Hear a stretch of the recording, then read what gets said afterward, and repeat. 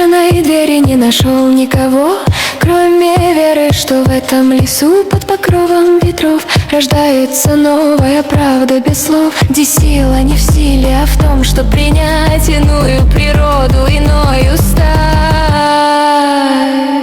О-е, шлем мы вечный союз на этом мосту.